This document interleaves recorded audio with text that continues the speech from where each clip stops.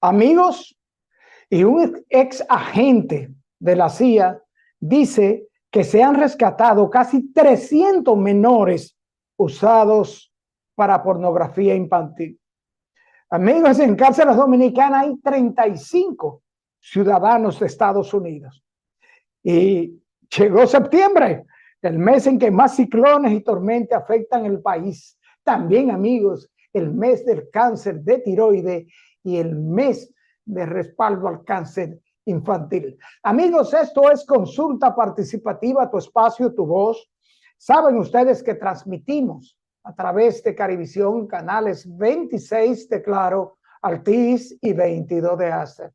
Amigos, estamos en las redes sociales, estamos en nuestro canal de YouTube, Consulta Participativa, al que le pedimos que vayan a YouTube, se inscriban en nuestro canal y activen la campanita de notificaciones para que reciban todo el contenido de nuestras consultas de manera especial. También, amigos, que estamos en Twitter como @consultapar, Instagram @consultapar, Facebook Consulta Participativa y nuestro número de contacto, nuestro número de WhatsApp 809-769-4500. Escríbanos, contáctenos, hagan sus sugerencias y preguntas que de seguro les serán contestadas. Como siempre, amigos, agradecer a todos ustedes el día hoy domingo de 12 a 1, horario familiar, que nos siguen en estas consultas, y a todos ustedes allí en los mares que nos reportan nuestras consultas, nos hacen sus preguntas y sugerencias. Nosotros vamos a una pequeña pausa y retornamos de inmediato con nuestros comentarios.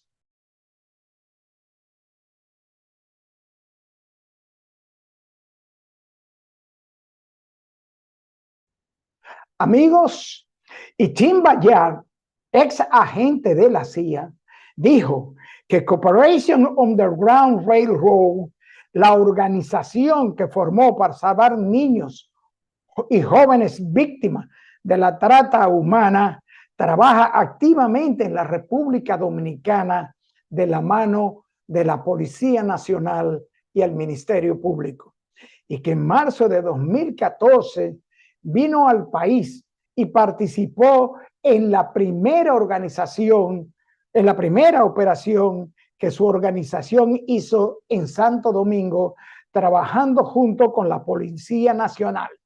Aquí capturaron 7 traficantes y cada uno de ellos fueron condenados y están en la cárcel. 9 menores de edad fueron rescatados en esa oportunidad. Y fue un caso muy exitoso, según el señor Bayard, y que después de esto han hecho tal vez 20 o más operativos, indicó el ex agente. El ex agente federal indicó que lleva más de 10 años trabajando en el país, periodo en el cual han rescatado a casi 300 menores dominicanos, colombianos, venezolanos, haitianos e ucranianos, inclusive de las personas que la utilizaban para prostituirlo a través de la red. Nuestro equipo está aquí activamente, dijo Aliar, aseguró que República Dominicana es un país vulnerable al turismo sexual, con una alta demanda de pornografía infantil.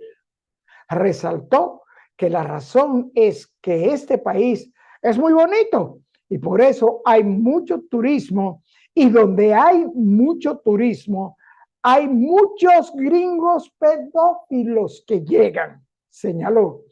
Y de ahí que tenemos la demanda, porque es un lugar con mucho turismo sexual. Entonces, por eso necesitamos más atención aquí para combatirlo, dijo Balear, e indicó además que trabajó junto al Ministerio Público en la Operación Cataleya, puesta en marcha el 4 de agosto de 2022, donde se realizaron decenas de allanamientos en el Distrito Nacional y en Bávaro, con lo que se desarticuló una red transnacional dedicada a la trata de personas con el fin de explotarlas sexualmente. En ese momento fueron rescatadas, según Bayarat, más de 80 mujeres en un trabajo conjunto con la Fiscalía, y señaló que la Fiscalía nos mandan a veces a una playa donde ellos saben que algo está pasando, o hay un spa o un club nocturno, y nosotros, siendo gringos, podemos infiltrarnos como turistas fácilmente. Bueno, no fácilmente, pero nosotros sabemos cómo hacerlo, y después informamos a la Fiscalía y ellos nos dirigen y dirigen los operativos, buscando las redes sociales para niñas que están a la venta, óigase bien, a la venta en esta parte del país, fundamentalmente en Sosúa, en Romana y en Santo Domingo.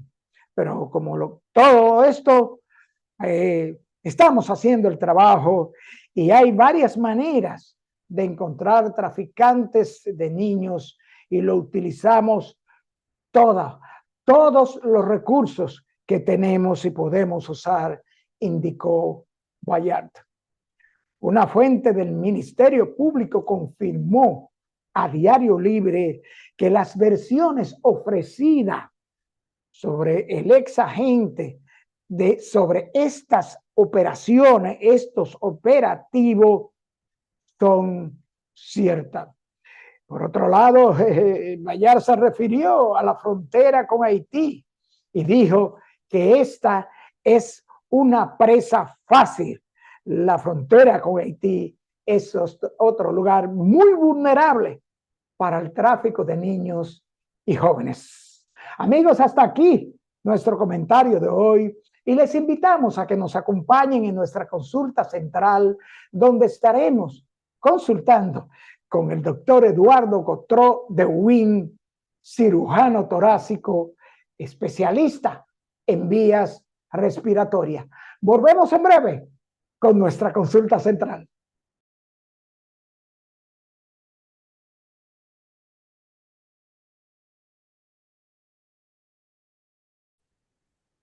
Bien, amigos televidentes, nos acompaña hoy en esta consulta orientadora en salud el doctor Eduardo Gotro de Win. El doctor Gotro de Win es médico, cirujano torácico, especialista en vías respiratorias, a quien le damos la bienvenida a Consulta Participativa. Muchas gracias, Hopperman. Estamos interconectados tanto por el arte, por el deseo y el amor a la medicina, como por algunos nexos ancestrales que así es, doctor. Así es, doctor, así es. Me satisface muchísimo poder tener esta consulta con usted. Pero, doctor, permítame decirle a los amigos de Consulta Participativa que, aparte de su condición de médico especialista, experto, respetado, también, doctor, usted poeta, narrador, ensayista, dramaturgo, miembro correspondiente de la Academia Dominicana de la Lengua y del Instituto Duartiano, pero también es coordinador nacional de intelectuales por la República Dominicana. Pero más de eso, ha publicado 9 obras, entre ellas un poemario, Martirio de una Rosa, en homenaje a nuestra Rosa Duarte. Doctor, le felicito de corazón, y usted enorgullece este espacio de esta consulta. Doctor, vamos a entrar de una vez en la parte médica del doctor Gotro de Win. Cirujano torácico. Explíquenos qué es lo que hace un cirujano torácico, cuáles son estas patologías que atiende un cirujano torácico. El cirujano torácico es aquel que opera el tórax de la base del cuello y la parte que está por encima del abdomen. Todo lo que tiene que ver, bueno, dirían el pecho, para que el vulgo nos entienda.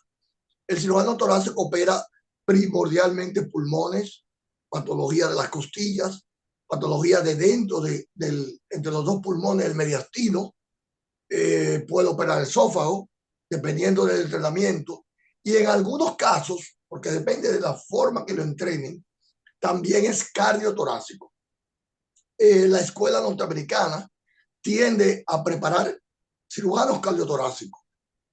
La escuela suramericana o latinoamericana en general tiende a separar esos dos en cirugía cardiovascular y cirugía torácica con otras vertientes. Por ejemplo, en el caso mío, yo fui formado en Caracas, en Venezuela, y es un programa que hay en Venezuela, en Argentina, en Chile y todavía en algunos hospitales de México, en el cual el cirujano torácico, su fuerte es la asistencia de todos los problemas pulmonares clínicos y quirúrgicos, incluyendo la endoscopia, la broncoscopia rígida, la toracoscopia, la videotoracoscopia.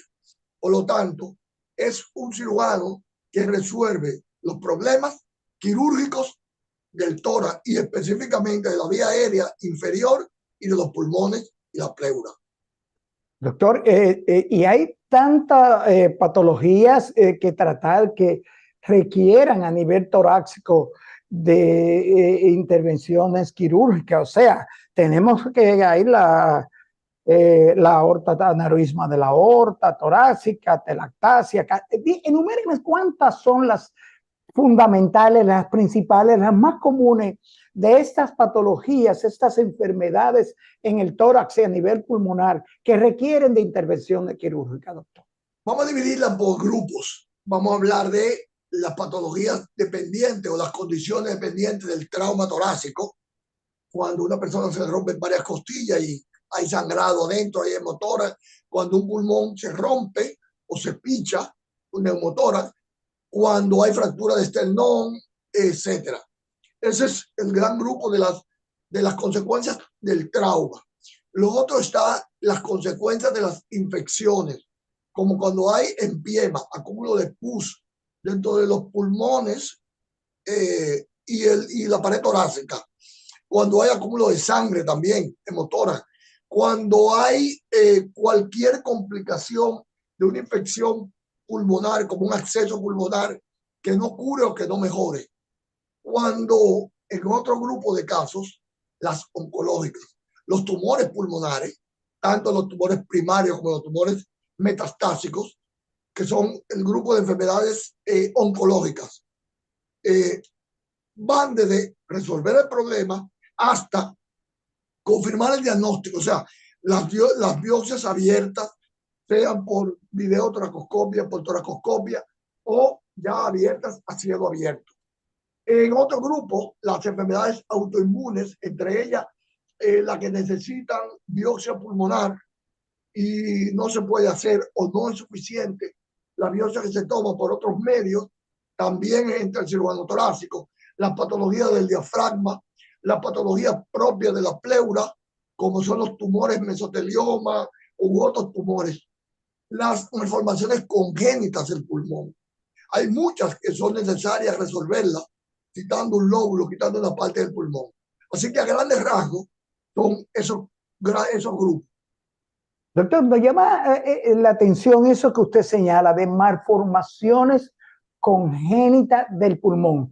¿A qué se refiere esto? ¿Hay personas que nacen con malformaciones en el pulmón y son intervenibles? El pulmón, en su embriología, tiene dos grandes orígenes, el mesodérmico y el ectodérmico.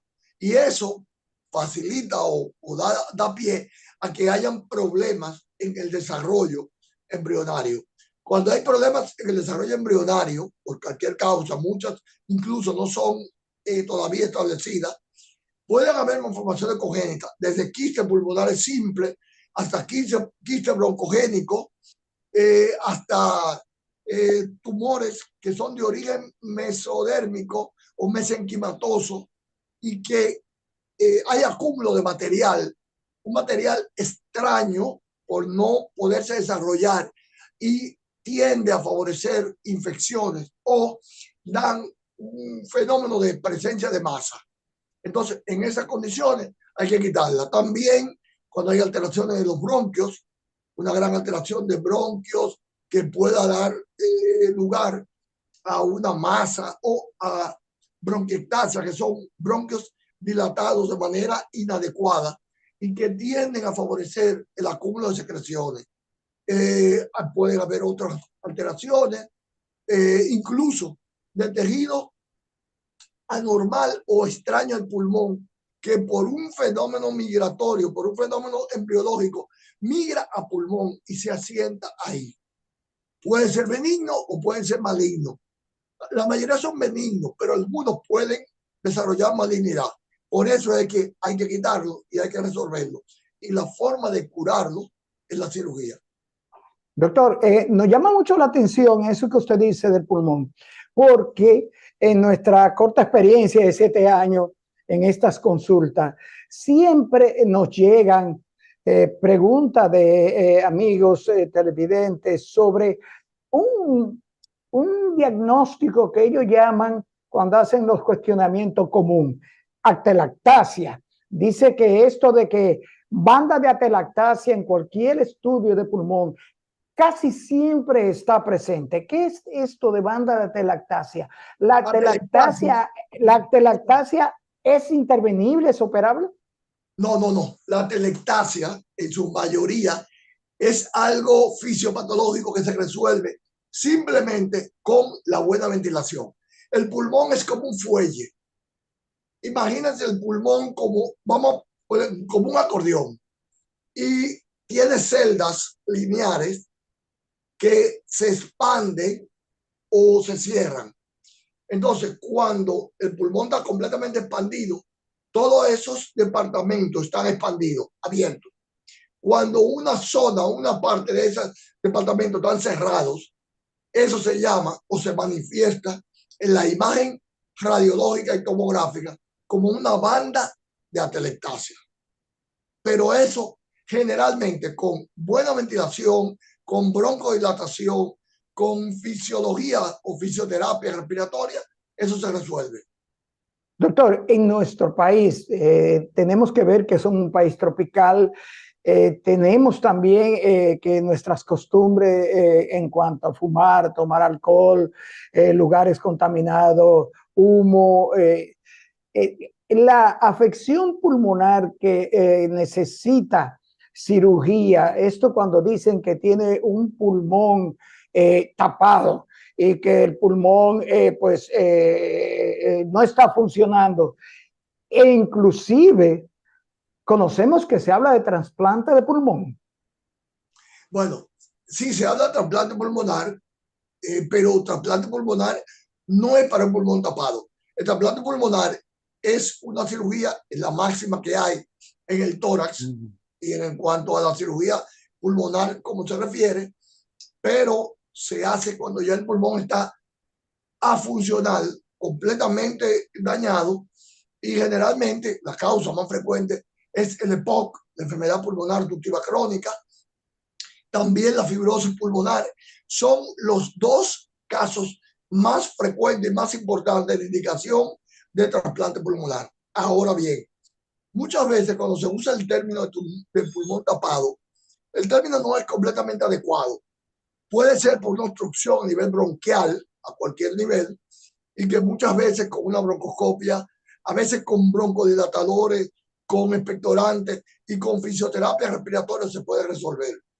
Es solamente cuando esas obstrucciones son por tumores, por cuerpos extraños o por grandes tapones de algún material, por ejemplo, de sangre, algún material muy espeso, muy viscoso, que tenga que hacerse una intervención y primero siempre se hace una endoscopia bronquial. O sea que el término del pulmón tapado muchas veces, a veces lo usa el médico para que los pacientes o familiares lo entiendan de manera sencilla, pero es un método muy ambiguo, muy difuso, que realmente, desde el punto de vista técnico, desde el punto de vista científico o médico, hay que aclararlo muy bien. O sea, doctor, que eso es que excelente esa explicación para que los amigos entiendan que ese tabú de que se le tapó un pulmón, de que murió asfixiado porque tenía un pulmón tapado, eso es siempre y cuando el paciente o quien está padeciendo cualquier tipo de afección en uno de sus pulmones no acude al especialista, al médico a tiempo. Sí, generalmente sí. Cuando no se acude a tiempo o cuando la enfermedad ha caminado, ha avanzado de manera silente. Ojo, es algo muy importante para que los televidentes lo tengan en claro. Hay muchas patologías pulmonares que pueden avanzar de manera silente, de manera oculta, porque el pulmón, al no tener nervios para el dolor dentro de él, O y sea, el al pulmón ser, no duele, doctor, el pulmón no duele. el pulmón en sí no duele. Lo que duelen son los bronquios y la pleura. Los bronquios que están adentro de él y la pleura que están por fuera, muy por fuera. Pero hay un interreno, hay un espacio muy grande en el cual puede crecer desde un tumor hasta un hematoma, cualquier otro problema y no dar síntomas importantes. Además, una cosa, Hopperman, los pulmones son muy nobles. Los pulmones tratan de compensar la función respiratoria a toda costa. Y precisamente por eso, cuando hay patologías que cuando vienen a manifestarse, ya es porque están muy avanzadas. Por eso es que es importante que las personas no obvien los síntomas, por pequeño que sea. Por otro lado, que se hagan por lo menos un chequeo anual, si es un adulto. Por otro lado, mucho más si es un paciente de riesgo. Por ejemplo, pacientes fumadores, pacientes que tienen trabajos, que tienen labores que lo expongan. Por ejemplo, algunos tipos de mecánicos, los desabolladores, los pintores, las personas que trabajan en salones de belleza, que están expuestos a la aspiración de gases, de sustancias tóxicas y de partículas inhalables. Entonces, esas personas deben de, por su bien, primero protegerse, lo ideal con una mascarilla adecuada. Y segundo, tener chequeos periódicos, por lo menos uno al año, obligatorio, independientemente de que no sientan nada. O sea que eso de enfermedades silentes del pulmón, porque por la condición, como usted bien explica, doctor, del pulmón, pudiera ser que estas enfermedades de silentes del pulmón conduzcan a una muerte súbita.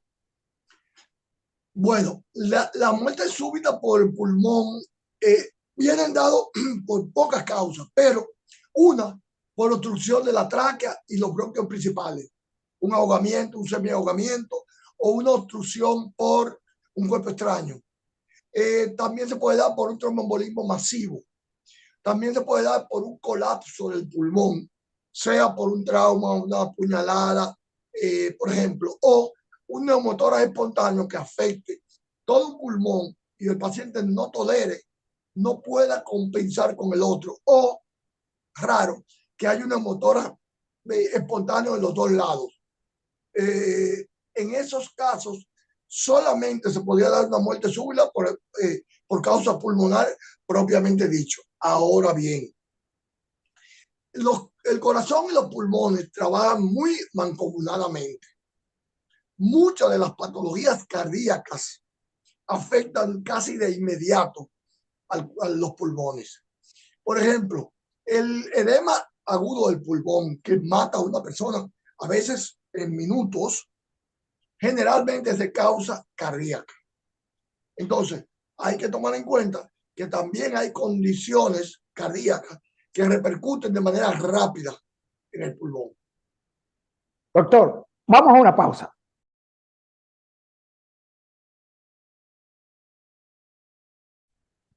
Doctor, usted mencionó el EPOC, la enfermedad pulmonar obstructiva crónica. Queremos que usted nos diga en esta consulta, porque tenemos entendido que es una enfermedad muy común, la enfermedad obstructiva crónica.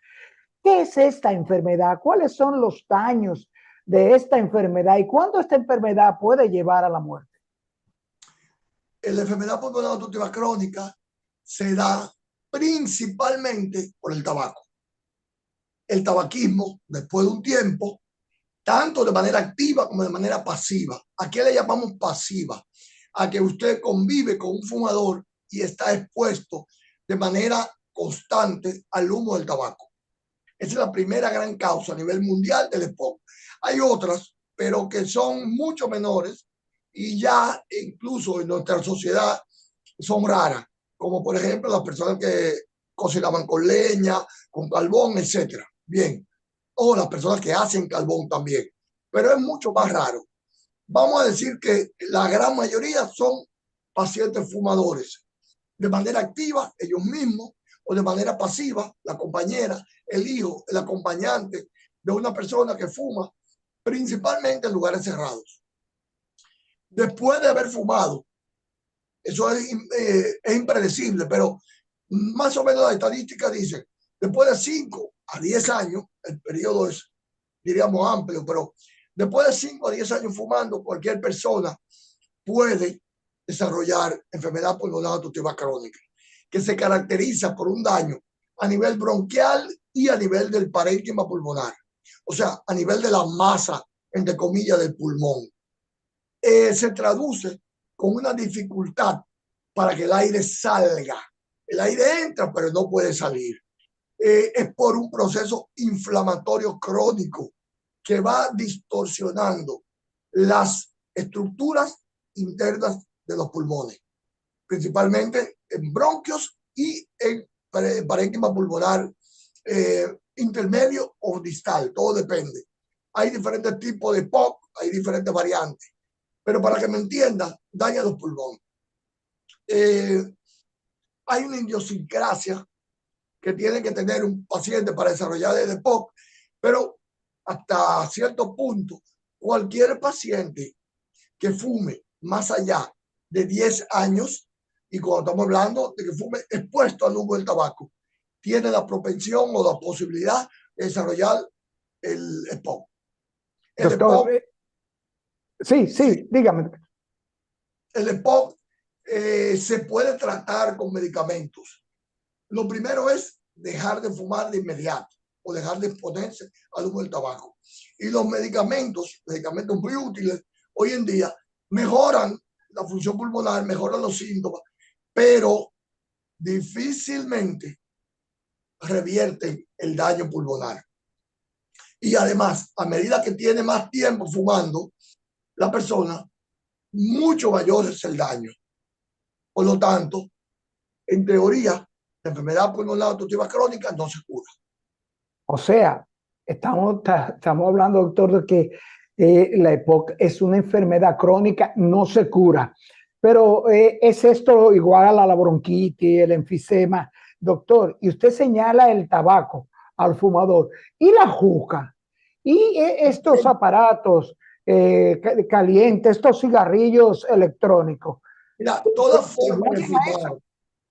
forma de fumar hace daño a los pulmones por dos factores importantes. Uno, por las sustancias tóxicas que entran, y dos, por el efecto del calor sobre la mucosa bronquial a todo nivel. O sea, ¿por qué digo a todo nivel? Porque los bronquios se van subdividiendo y van estrechándose. Y hay diferentes generaciones de bronquios y bronquiolos. Entonces, el calor es un efecto muy negativo, el aire caliente, sobre la mucosa bronquial y la mucosa pulmonar. ¿Entiendes? Entonces, sobre los alvéolos principalmente. Entonces, los tóxicos y el calor. Entonces, esos dos efectos, en todo tipo de fumado, juca, vapo, lo que sea, hace daño. En el caso del vapo, de la juca, los daños son primordialmente otros, pero desde el punto de vista de su manifestación, pueden ser tan deletéreos como el efecto del tabaco. Claro que sí. Doctor, es muy común escuchar a personas y personas cuestionan sobre bronquitis y bronquioneumonía. Sí, porque la bronquitis tú te compras un bronquiodilatador en la farmacia que te lo venden sin receta y eso, pero cuando se complica es cuando hay bronconeumonía. Explíquenos. No, la bronquitis es la inflamación de los broncos. Puede haber bronquitis aguda o subaguda y crónica. La que produce el fumado, en general, es la bronquitis crónica. Es una inflamación permanente, persistente, con una deformación de la mucosa y de las paredes del bronquio. Las bronquitis agudas son las producidas por los virus, por las bacterias, por las infecciones. Esa sí, con antibióticos, con medicamentos, sí, esa puede incluso curarse por completo. Aunque hay un tipo de bronquitis crónica que puede dar por infecciones recurrentes, pero ya estos son otros casos y son los menores. Son casos muy particulares. La bronconeumonía no es más que la neumonía o lo que la gente hablaba antes, conocía mucho como pulmonía. Es la infección del pulmón en general, que generalmente comienza por los bronquios. Se le llama, hay una pequeña diferenciación, pero es semántica, de bronconeumonía, cuando el principal efecto de manifestación es bronquial. Pero como le digo, desde el punto de vista de la patología en sí, prácticamente no hay diferencia entre neumonía y bronconeumonía. ¿Y cuándo entra en la bronconeumonía el cirujano?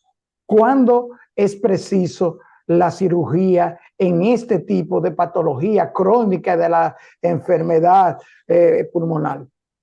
No, la bronconeumonía es una patología aguda en la mayoría de los casos, o puede ser subaguda, y solamente en una neumonía muy complicada que para paliar, para tratar las consecuencias deleterias, por ejemplo, una bronconeumonía que perfore un pulmón, que puede pasar, una bronconeumonía que produzca un gran sangrado y produzca un hematoma dentro del pulmón, y ya, pero ya se interviene por el hematoma de pulmón o por la ruptura del pulmón o por el acceso secundario a. Pero la bronconeumonía en general es de tratamiento clínico, con antibióticos, medicamentos y, como mucho, con una endoscopia para liberar esas zonas muy afectadas. Doctor, palabra que aterroriza. Le van a operar de los pulmones, le van a hacer una cirugía de tórax por problemas broncopulmonares. ¿Cuán letales o cuáles son los riesgos en este tipo de intervención quirúrgica a nivel broncopulmonar? Mira, la cirugía torácica primero deben hacerla expertos. No es en vano que nosotros pasamos 3 a 4 años formándolo como cirujano torácico de manera específica. No deben ser cirujanos generales, no deben ser ni siquiera cirujanos cardiovasculares que pueden entrar por el pecho a tratar el corazón o los grandes vasos. Deben ser cirujanos torácicos y además cirujanos torácicos experimentados en X patología. Por ejemplo, yo soy cirujano torácico, pero mi entrenamiento en esófago fue muy escaso, fue muy breve y yo no hago cirugía esofágica. Hay otros que tienen mayor entrenamiento. Entonces, por ejemplo, en mi entrenamiento yo tuve mucha formación, mucha experiencia en cirugías de malformaciones congénitas y cirugías en niños también. Por lo tanto, yo estoy capacitado. Hay otros cirujanos torácicos que solamente rotan por la parte de cirugía torácica infantil y no tienen tanta experiencia al respecto. A mí me gusta en ese sentido, hago un paréntesis, el sistema norteamericano, que uno está formado como una especialidad, pero luego te preguntan, ¿en qué tú eres bueno? ¿Cuáles son tus fuertes? Entonces uno pone cirujano torácico, particularmente estoy capacitado para cirugía torácica infantil, cirugía torácica de adultos, cirugía... Entonces uno especifica, uno desglosa en cuáles áreas uno es más competente, de acuerdo a el entrenamiento y de acuerdo a la experiencia, que eso es muy importante. ¿Entendido? Bien, Los riesgos en la cirugía torácica, si el paciente es bien evaluado y dependiendo de la gravedad de la enfermedad o de la patología que se vaya a tratar, son muy variables, muy variables. Es una cirugía de alta gama, claro, es una de las cirugías más grandes que se puede hacer a una persona, pero varían desde quitar una partecita del pulmón hasta quitar un pulmón completo. La neumonectomía, que es quitar un pulmón completo, es una de las cirugías que más riesgo tiene. Claro que sí.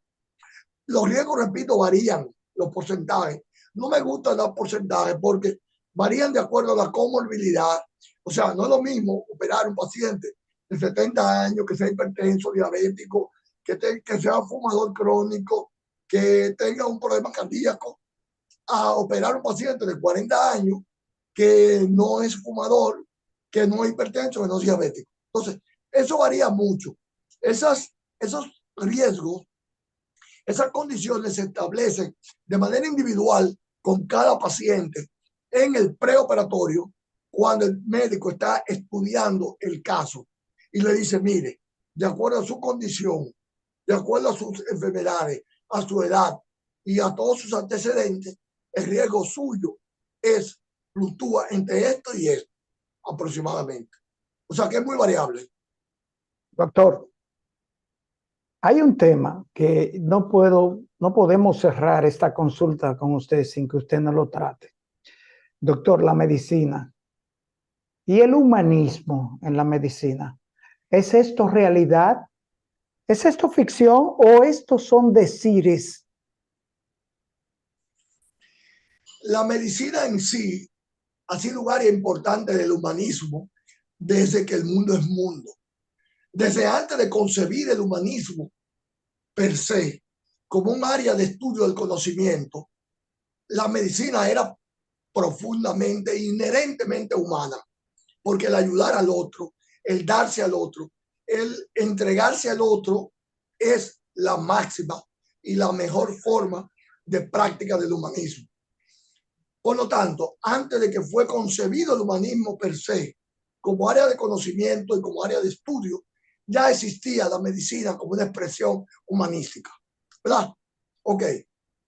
Luego de la evolución de la medicina, ya se fueron consignando áreas específicas, conceptos, preceptos, que fueron precisamente estudiados, entre ellos en la expresión, en la práctica médica. Ahí entonces establecemos que el estudio de la medicina es una ciencia, pero la práctica de la medicina es un arte humanístico. Y desde que el mundo es mundo, en la mayoría de los casos, el que estudia medicina es por una vocación. Hay dos áreas del conocimiento humano o de la labor humana que son primordialmente por vocación o deben serlo: la docencia, la enseñanza y la medicina. Ahora bien, con el cambio que ha sucedido en el mundo, con la degradación de la, vamos a decirlo así, del ejercicio humano, es necesario, se hace obligatorio formular, preconizar, elevar la voz, llamar la atención al estudio y a la práctica del humanismo. Entonces, desde ese punto de vista, del siglo XIX en adelante, y principalmente finales del siglo XX, y ya en este siglo XXI tan cambiante, tan líquido, por decirlo así, para usar un término que se está usando en la filosofía, es necesario pregonar que se necesita retomar el humanismo en la medicina. El humanismo en la medicina se contrapone a la comercialización, se contrapone a la deshumanización, a la frialdad y al distanciamiento que hay entre dos personas, entre dos individuos que son iguales hasta cierto punto, pero por conocimiento uno puede ayudar al otro. Uno puede asistir al otro en su proceso de dolor, de enfermedad e incluso evitarle la muerte o ayudarlo a bien morir. Esos son los grandes preceptos del humanismo. ¿Por qué se hace necesario hacer hincapié en el humanismo? Porque hubo un proceso de cientificación de la medicina últimamente, en la segunda mitad del siglo pasado, siglo XX, y en los primeros años ya de este siglo que corre, en el cual se le dio demasiada preeminencia a la parte científica y luego a la tecnología. Entonces, hay en grandes sociedades en el cual los médicos son grandes científicos y grandes tecnólogos, desde la cirugía robótica, la endoscopia, todo el aparataje, pero han olvidado el objeto principal, el objeto básico, que es aquel humano que está frente a uno y que es más que objeto de estudio, es sujeto de ayuda, sujeto de escucharlo, sujeto de darle la mano, sujeto de aliviar su dolor y comprender sus causas y por qué sus consecuencias desde el punto de vista de la salud, de la enfermedad y de su condición anatómica, fisiológica y mental. Excelente, doctor. Doctor, pero hay una pregunta que no se me puede quedar. Médico, cirujano torácico, pero dramaturgo, ensayista, poeta, escritor, duartiano y lingüista. Dígame algo brevemente sobre eso, doctor. Bueno, te diría que antes de médico, yo fui poeta. Primero porque, aunque diga los 9 años que iba a ser médico, yo vengo de 2 familias de escritores y principalmente de poetas.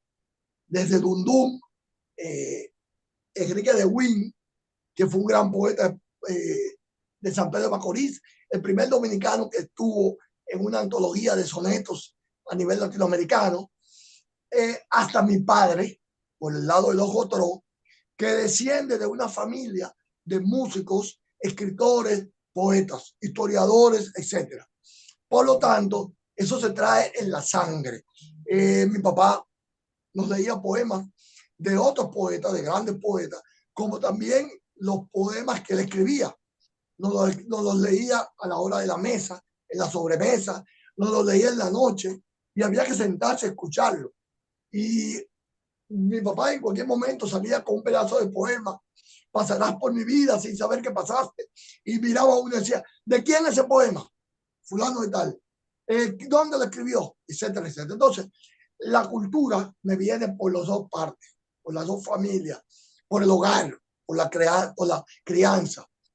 Eso es una vocación también a la que uno no puede negarse.